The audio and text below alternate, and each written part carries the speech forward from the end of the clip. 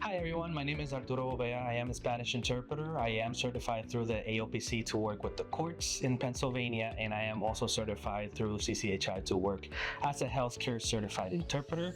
I'm here to tell you a little bit more about what an interpreter is and what we do, in case you were wondering. So an interpreter, just to give you a little heads up, an interpreter is different than a translator because when we're talking about an interpreter, we're talking about verbally. We actually just take what someone says and bring it into the other language. What a translator does is that they do it in writing. So when you think about translators, you're talking about someone that writes. When you're thinking about an interpreter, is someone that is speaking. So to give you a little bit more in-depth knowledge of what an interpreter does, as professional interpreters, think about an instrument. Just because you have 10 fingers, that doesn't mean you can play the piano. So the same thing is with someone that is bilingual or they can speak more than one language. Just because they can, that doesn't mean they know how to professionally do it because they haven't been trained.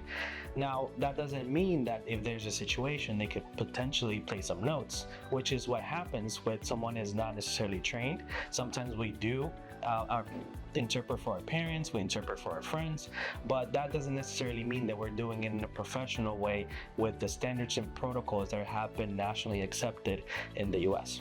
So just to give you a little bit more heads up, I'm going to be talking today more about what we do and how it looks like to work with an interpreter. So here we go.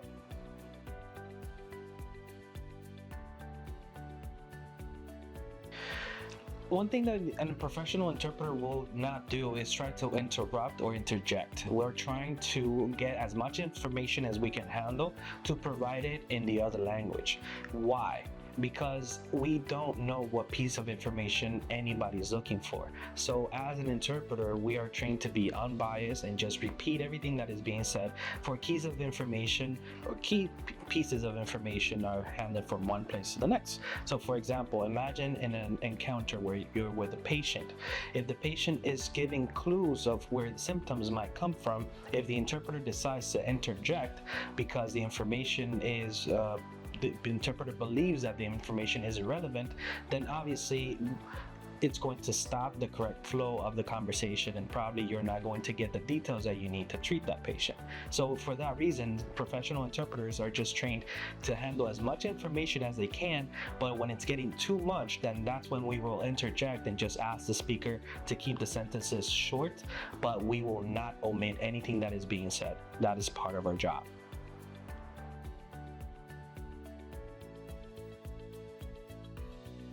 An interpreter will not give you any type of opinion. So it's important to not ask the interpreter to emit any type of opinion on what is going on, any type of judgment, because the interpreter is trained to not do so. Why? We are not the professional handling the encounter, and we are not the person that needs the professional. So we just refrain from the conversation, just limit ourselves to repeating everything that is being said, just so that understanding can happen between the two parties and the two parties don't bring us into the conversation. It's important because of liability, it's important because safety, it's important because so many things, and we are trained in order to keep that from happening and to ensure that everybody is just speaking clearly to one another without any other type of judgment coming into play.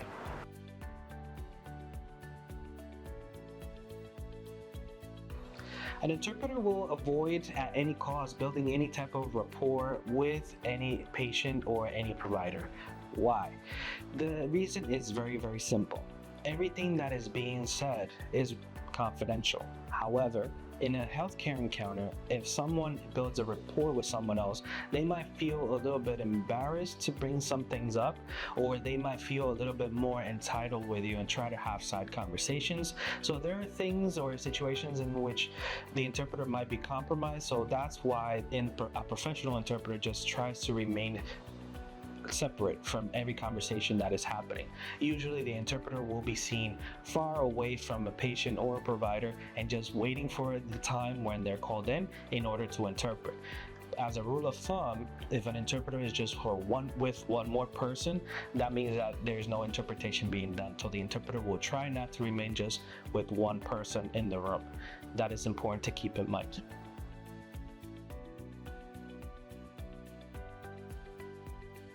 A professional interpreter will always speak in first person. That's another difference. Why? Because it avoids confusion. When you're talking to someone, an interpreter will try to convey the information from one point to the next without being part of the conversation. If the interpreter starts saying, well, he said this or she said this, then it creates confusion. So in order to avoid all of that and for the conversation to feel more natural, what the interpreter will do is just speak in first person. So the interpreter is just repeating what you're saying. That is another key difference between someone that is trained and someone who is not. Another key difference would be the formality of the language. A professional interpreter will always try to keep the formal language in order to refer to someone. For example, if you're speaking about Spanish, we have a formal way of communicating with someone and we have an informal way. So a professional interpreter will always stick to the formal way in order to communicate better. That not only shows respect, but it also creates a bit more distance in order to not build that rapport that we were talking about.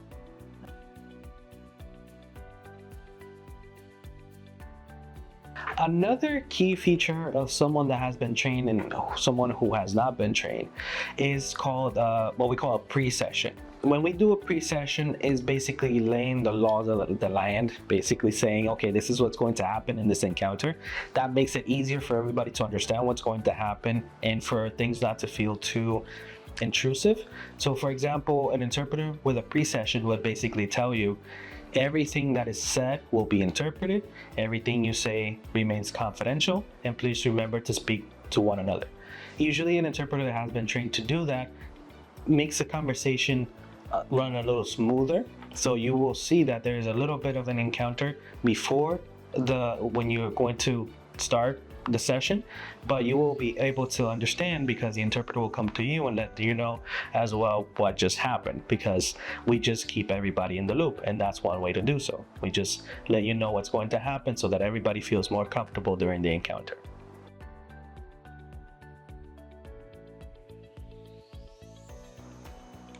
There's so much more that is encompassed in an interpreter training in our day-to-day thing that we're not going to be able to condense it in just a single video. We haven't even talked about vocabulary, we haven't talked about positioning, we haven't talked about register. There's so many different things that cannot be fit right now because obviously it goes through a larger training, many more hours of information, but this is basically more or less what you would expect to work with an interpreter that has been trained as a professional and someone who may have a strong command of the language but not necessarily have been trained in the protocols and standards that have been approved nationally in order to ensure everybody's safety, understanding, and easier communication. So thank you so much for watching. We will continue the conversation and hopefully we'll get to do this in person. Thank you.